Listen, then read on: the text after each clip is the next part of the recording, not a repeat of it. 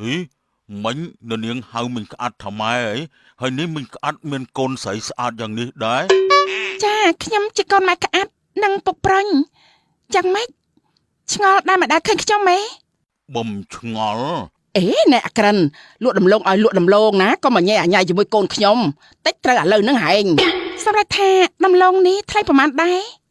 បងអត់លក់ទេសុំតែស្គាល់ឈ្មោះអូនទៅបានហើយតើអូនឈ្មោះអីអាក្រិនបើមិនចង់ងាប់ឆាប់ចេញទៅវិញភ្លាមទៅយកដំឡូងឯងទៅផងយើងមិនស៊ីទេវើយមានបរិស2នាក់ជាមិត្តសម្លាញ់នឹងគ្នាជារៀងរាល់ថ្ងៃពួកគេទាំង2នាក់តែងតែបបួលគ្នាទៅចាក់អង្ក្រង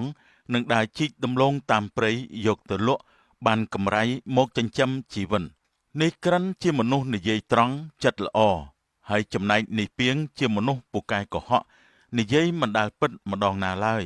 ថ្ងៃមួយពួកគេទាំង2នាក់បានបបួលគ្នាទៅចាក់អង្ក្រងអាក្រាន់អញឃើញអង្ក្រងនៅលើដើមព្រីងសបុកធំណាស់វយបើបានមកសបុកនឹងដឹងទៅលក់បានលុយច្រើនខានទេបើអញ្ចឹងតោះឆាប់ទៅប្រយ័ត្នតែគេមកយកបាត់អត់លិតទៀតអើយបើអញ្ចឹងឯងទៅចាំអញនៅក្រោមដើមជ្រៃនោះសិនទៅអញទៅរករំដោះទុកសัตว์បន្តិចសិនទៅលឿនទៅកុំភ្លេចកាត់គូតឲ្យស្អាតផងណាកុំឲ្យដោយក្លិនឆានល់មកតាមឆានល់បរិសុទ្ធនឹងអញអត់ចង់ហិតទេហិតទៅវាចិត្តតែចង់ក្អួតហេអានេះធ្វើមើលតែអាចវាក្អូបណាស់អញ្ចឹងអញទៅហើយតិចរន់ទុតបឡោជើងខាក់ឲ្យឯងហោមផាត់មួយឥឡូវហ្នឹង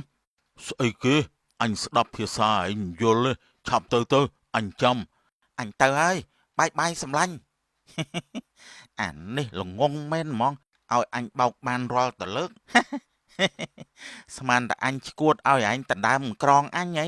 អាភ្លឺអើយនៅចាំឲ្យស្កកនៅនឹងទៅឯងចំបាត់ស្ងាត់ឈឹង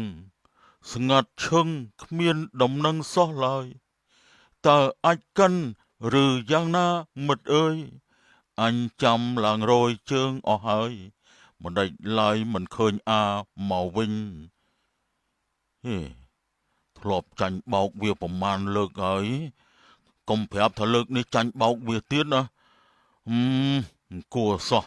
ធ្លាប់សន្យាខ្លួនឯងហើយថានឹងមិនចាញ់បោកវាទៀតទេឥឡូវចាញ់បោកវាតល់តបានហើយចាំមើល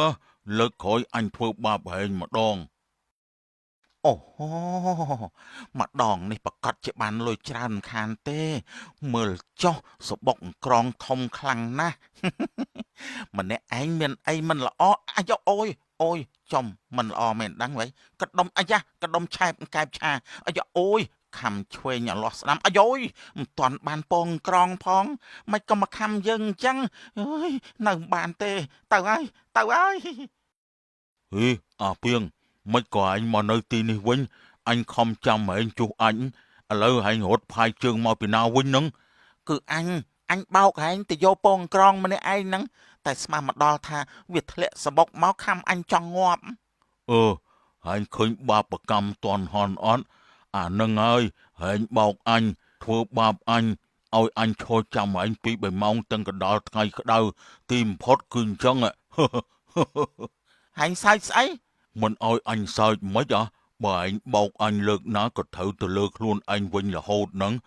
អញខ្ជិលនិយាយជាមួយហើយណាតើជីកដំឡូងវិញល្អជាងគ្មានអីរំខានផងហែងចាំមើល